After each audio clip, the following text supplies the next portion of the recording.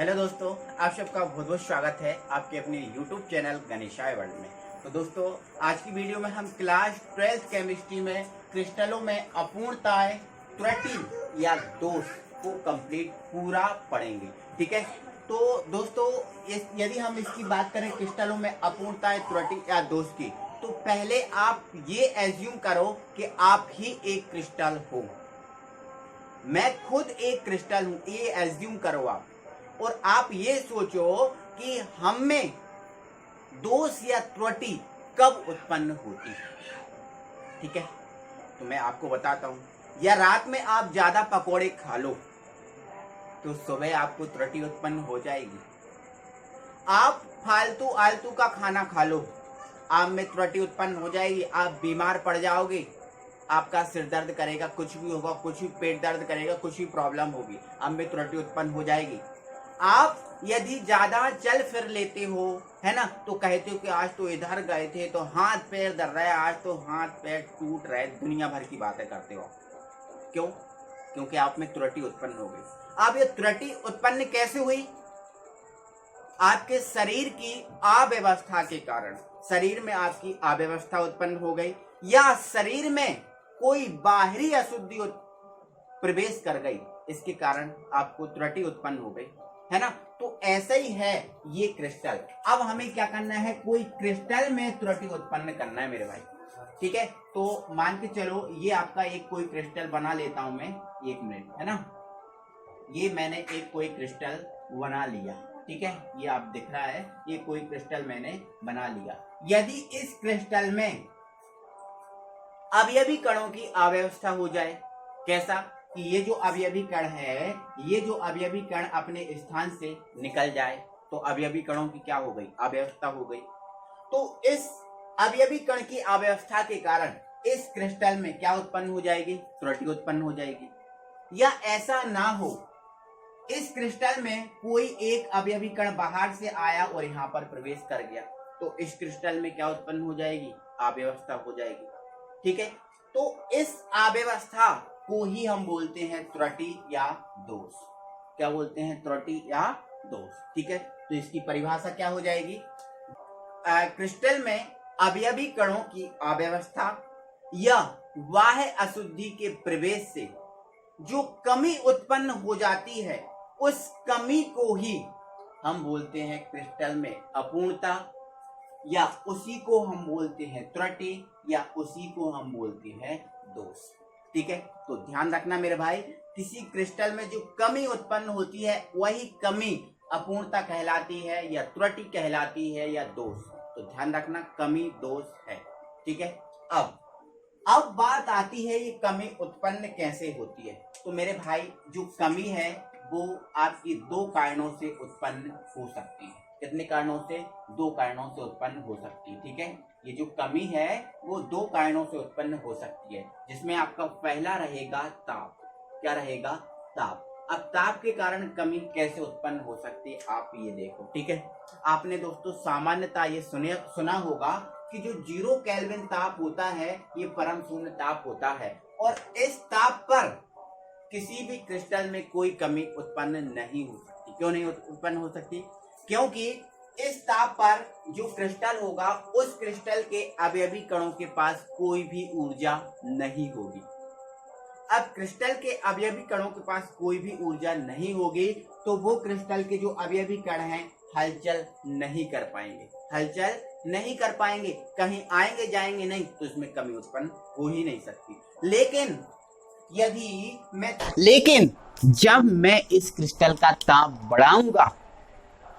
बढ़ाऊंगा तो इस क्रिस्टल के जो अवयवी कण है, उन अवयवी कणों के पास ऊर्जा आएगी, और जैसे अवयवी कणों के पास ऊर्जा आएगी तो वो अवयवी कण बाहर भी जंप लगा सकते हैं। वो कह सकते हैं इसकी जगह भी जा सकते हैं, इसकी जगह भी जा सकते हैं, इसकी जगह, किसी की भी जगह जा सकते हैं। तो इनमें क्या हो जाएगी? अव्यवस्था। और अव्यवस्था जब होगी तो क्रिस्टल में क्या उत्पन्न हो जाएगी? कमी। और उस कमी को ही हम क्या बोलेंगे? दोष।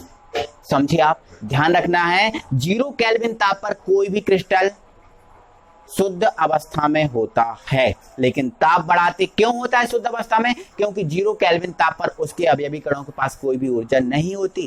ताप बढ़ाएंगे, अवयवी कणों के पास ऊर्जा आएगी तो अवयवी कण अव्यवस्थित हो जाएंगे और उसमें कमी उत्पन्न हो जाएगी। ठीक है, तो इस टाइप से हम दोस्तों ताप बढ़ाने पर किसी क्रिस्टल में अपूर्णता या त्रुटि दोष उत्पन्न हो जाता है। नेक्स्ट है दोस्तों हमारा अशुद्धि के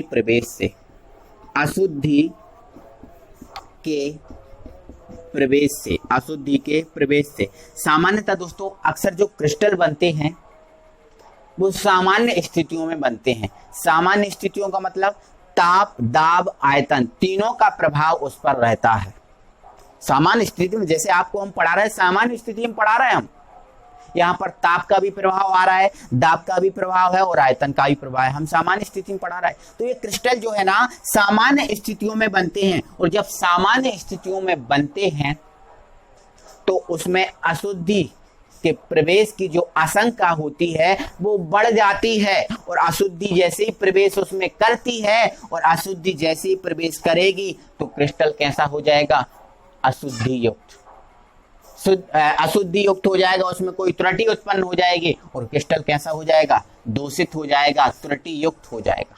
ठीक है, तो अशुद्धि के प्रवेश से भी क्रिस्टल में क्या हो जाती है? अपूर्णता, त्रुटि या दोष उत्पन्न हो जाता है। तो ये हमारे दोस्तों, अब हम पढ़ते हैं त्रुटि का वर्गीकरण पूरा।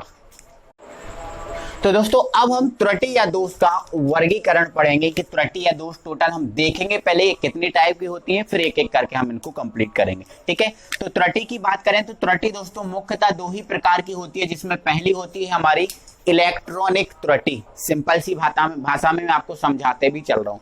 इलेक्ट्रॉनों की अव्यवस्था के कारण जो त्रुटि उत्पन्न होगी उसे हम बोलेंगे इलेक्ट्रॉनिक त्रुटि। ठीक है, नेक्स्ट है हमारी बिंदु त्रुटि। कौन सी त्रुटि? बिंदु त्रुटि, है ना।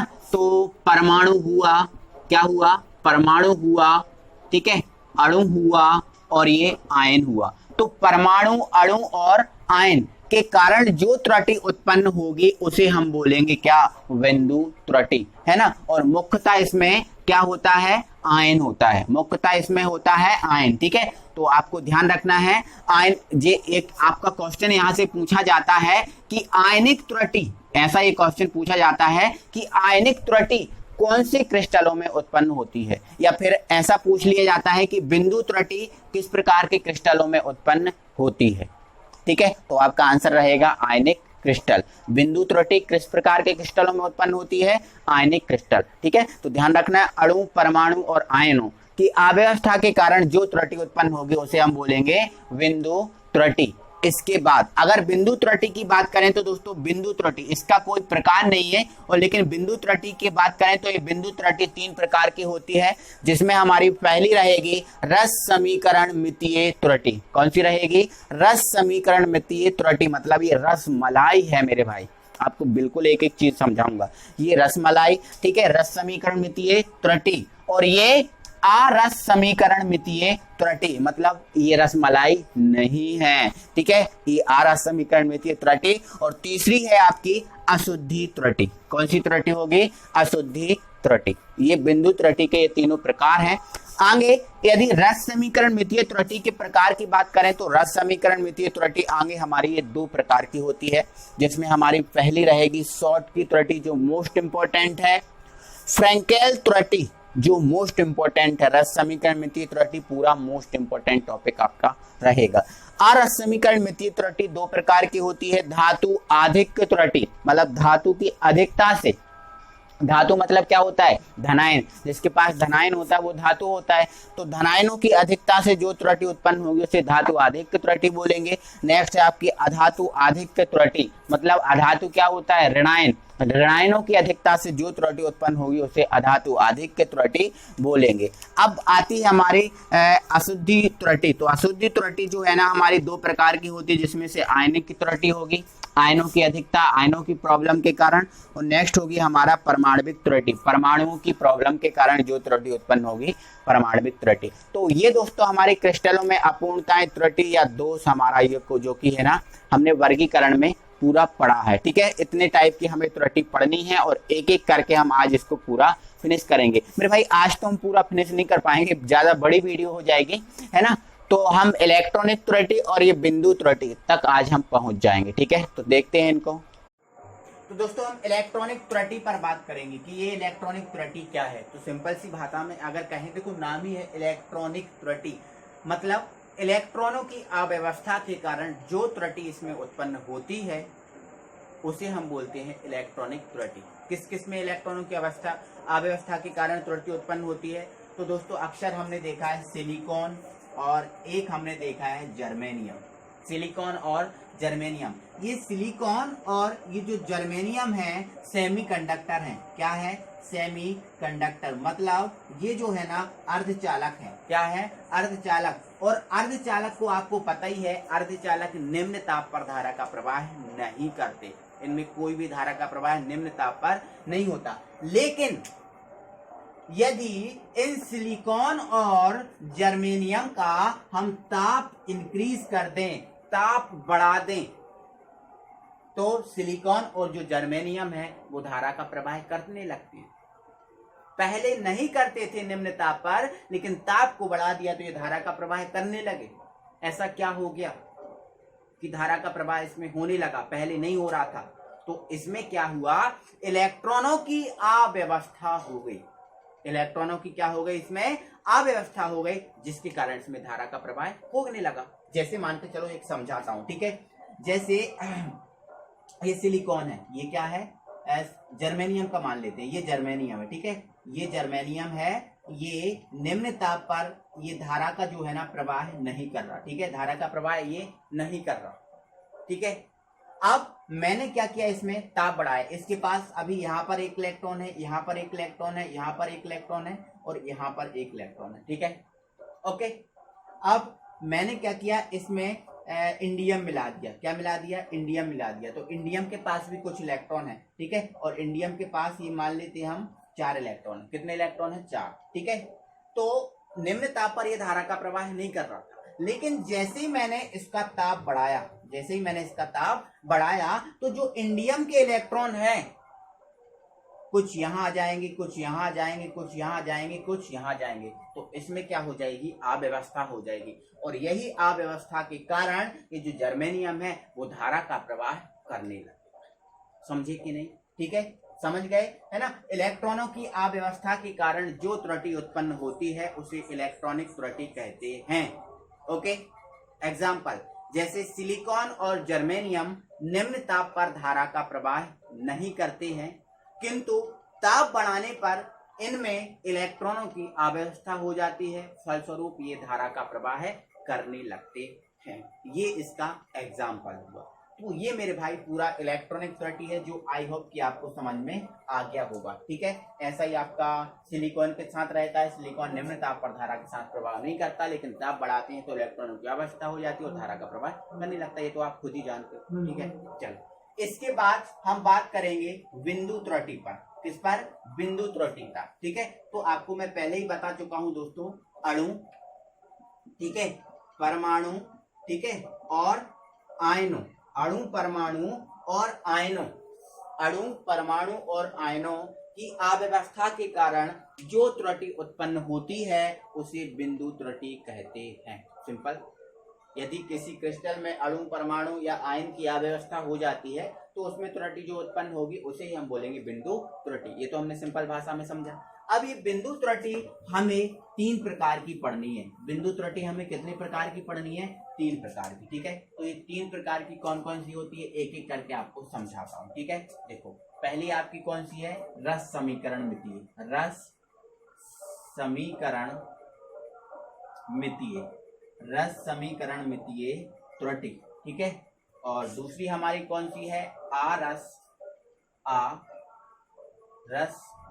समीकरण मितीय त्रुटि। ठीक है, रस समीकरण मितीय त्रुटि। पहले हम इन 2 को समझेंगे, फिर हम तीसरे को समझेंगे। ठीक है, अब रस समीकरण मितीय त्रुटि की तो हम बाद में बात करेंगे मेरे भाई। पहले हमें ये रस समीकरण मितीय शब्द क्या होता है इसका तो मतलब हमें पता होना चाहिए। ठीक है, बिल्कुल इसका ही मतलब समझेंगे। तो मेरे भाई क्या होता है, ऐसे यौगिक, क्या बोला, जैसे मान के चलो ये NaCl एक यौगिक है। NaCl एक यौगिक है, ठीक है, AgBr एक यौगिक है, ठीक है। तो ऐसे यौगिक जिनमें धनायन और ऋणायन की संख्या का अनुपात वही होता है जो उसके आयनों द्वारा प्रदर्शित होता है। अभी नहीं आया होगा समझ में, ठीक है, अब आएगा समझ में। देखो इधर ये NaCl है, क्या है NaCl, Na पर क्या होता है 1+ और Cl पर क्या होता है 1-, Na पर 1+, Cl पर 1-, सिंपल सा है, होता है, कोई प्रॉब्लम नहीं है। अब यदि इसके ये धनायन है और ये इसका ऋणायन है, अब यदि मैं धनायन और ऋणायन का अनुपात निकालूं तो निकलेगा 1:1, 1:1। देखो धनायन कितना था 1, ऋणायन कितना था 1, अनुपात कितना निकला 1 और 1। मैंने क्या बोला था, अब आएगा समझ में। ऐसे यौगिक जिनमें धनायन एवं ऋणायन की संख्या, केवल संख्या का अनुपात वही होता है जो उसके यौगिकों द्वारा प्रदर्शित होता है। देखो 1:1 अनुपात आ रहा है और 1:1 यहां पर देखो प्रदर्शित हो रहा है, जो प्रदर्शित हो रहा है वही अनुपात आ रहा है। मतलब रसगुल्ला है तो लार आएगी, रसगुल्ला है तो सिंपल सी बात है कि लार आएगी। मतलब एक जो है वही प्रदर्शित हो रहा है, जो है वही प्रदर्शित हो रहा है, समझ गए ना। तो ऐसे यौगिक जिनमें धनायन और ऋणायन की संख्या का अनुपात वही होता है जो उसके आयनों द्वारा प्रदर्शित हो रहा है, बिल्कुल हो रहा है प्रदर्शित, ठीक है। ऐसा ही इसमें देखो Ag पर 1+ होता है, Cl जो Br होता है उस पर 1- होता है, तो अनुपात निकालेंगे तो 1/1 जो है, जो वास्तव में है वही तो यहाँ पर दिख रहा है। लेकिन यदि आपसे बात करूं कि मेरे भाई ये ZnO लिखा है, Zn पर कितना होता है 2+ और इस पर क्या होता है 2-, अनुपात निकालूंगा तो 2/2, 2 एकम 2, 2 एकम 2, 1/1। यहाँ प्रदर्शित कितना हो रहा है 2-2 और यहाँ पर कितना आ रहा है 1-1। जो अनुपात है क्या वो ये प्रदर्शित कर रहा है? बिल्कुल नहीं कर रहा है, बिल्कुल नहीं कर रहा है। मतलब रसगुल्ला है ही नहीं तो लार काय क्यों आएगी? बोलो आएगी? बिल्कुल नहीं आएगी। रसगुल्ला होता तो लार आएगी। यहाँ देखो रसगुल्ला है, रसमलाई है, लार आ रही है, जो है वो प्रदर्शित हो रहा है, यहाँ पर जो है वो प्रदर्शित नहीं हुआ।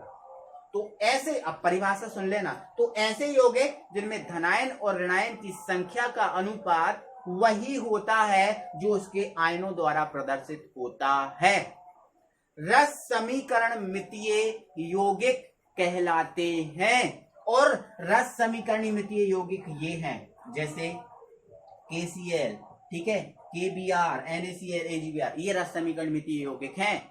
और रस समीकरण मितीय यौगिकों में उत्पन्न त्रुटि को रस समीकरण मितीय त्रुटि कहते हैं। That's all. समझ में आ गया? कोई प्रॉब्लम नहीं होनी चाहिए मेरे भाई। अगर कोई प्रॉब्लम, ये परिभाषा है अपनी कॉपी में लिखना है, अपन नोट्स बना रहे हैं ना तो उसमें आप लिखोगे, ठीक है। एक बार पीछे कीजिए, फिर से परिभाषा को सुनिए और लिखिए, समझ गए। अब आरस समीकरण मितीय पे जाओ, ठीक है। जैसे अभी हमने एक एग्जांपल बताया, हम एक दूसरा एग्जांपल और बता रहे हैं। जैसे हमने लिख दिया Fe 2+ शो कर रहा है और ये 2- शो कर रहा है, ठीक है। अनुपात निकालो, कितना निकलेगा 2/2, 2 से 2 कैंसिल आ गया, 1/1। रसमलाई नहीं है, लार क्यों आएगी? नहीं आएगी ना, ठीक है। तो क्या हुआ, ऐसे यौगिक जिनमें धनायन और ऋणायन की संख्या का अनुपात वह नहीं होता जो उसके आयनों द्वारा प्रदर्शित होता है, वह अनुपात नहीं होता जो उसके आयनों द्वारा प्रदर्शित होता है, आरस समीकरण मितीय यौगिक कहलाते हैं। और ये आरस समीकरण मितीय क्या है? यौगिक है। और आरस समीकरण मितीय यौगिक में उत्पन्न त्रुटि को आरस समीकरण मितीय त्रुटि कहते हैं। सिंपल सी बात है। तो ये रस समीकरण मितीय भी समझ गए, आरस समीकरण मितीय भी त्रुटि हम समझ गए। अब हमारी जो त्रुटि बची है मेरे भाई, वो है हमारी अशुद्धि त्रुटि। कौन सी त्रुटि है? अशुद्धि त्रुटि, जिसको हम तीसरा, ये बिंदु त्रुटि 3 प्रकार की थी ना, तो तीसरी हमारी क्या है? अशुद्धि त्रुटि। अशुद्धि त्रुटि तो ये सिंपल सी है, कोई प्रॉब्लम नहीं है। जब किसी क्रिस्टल में कोई अशुद्धि प्रवेश कर जाती है तो उस क्रिस्टल में जो त्रुटि उत्पन्न होती है उसे अशुद्धि त्रुटि कहते हैं। सिंपल सी है, ठीक है। क्या? जब किसी क्रिस्टल में कोई अशुद्धि प्रवेश कर जाती है तो उस क्रिस्टल में जो त्रुटि उत्पन्न होती है उसे अशुद्धि त्रुटि कहते हैं। ये सिंपल मेरे भाई त्रुटि है। ये हो गया हमारा त्रुटि का वर्गीकरण। अब हमारे जो मेन पॉइंट है, फ्रेंकेल त्रुटि, शॉर्ट की त्रुटि, ये हमारी मेन त्रुटियां हैं जिनका हमें डिस्क्रिप्शन में जिसको हमें वर्णित करना है और अच्छे से वर्णन करना है। तो दोस्तों हम कल की वीडियो में शॉर्ट की और फ्रेंकेल त्रुटि को पढ़ेंगे। तो दोस्तों वीडियो अच्छा लगा है, वीडियो मजा आया तो दिल से वीडियो को दोस्तों लाइक कीजिए, अपने फ्रेंड सर्कल में शेयर कर दीजिए। अभी तक आपने हमारे चैनल को सब्सक्राइब नहीं किया है तो प्लीज चैनल को सब्सक्राइब कर लीजिए और बेल आइकन को प्रेस कर लीजिए। अगली वीडियो में हम मिलेंगे। जय हिंद।